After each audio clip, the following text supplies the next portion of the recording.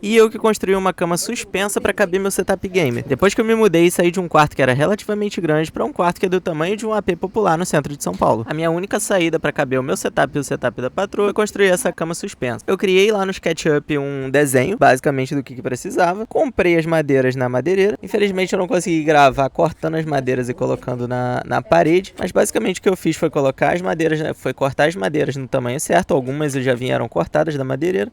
Daí eu só tive que fazer os acabamentos e prender os parafusos. Eu aproveitei também para fazer uma mesa retrátil, então basicamente eu tenho, além das minhas mesas do setup, eu tenho uma mesa para estudo, trabalho quando eu precisar. E aí, para otimizar mais ainda o espaço, eu decidi fazer a escada de uma forma que desse para guardar coisas embaixo. E olhando assim parece que foi fácil, mas deu um trabalho do caramba. Por último, foi só passar o verniz e o stem para proteger a madeira, e o resultado foi esse.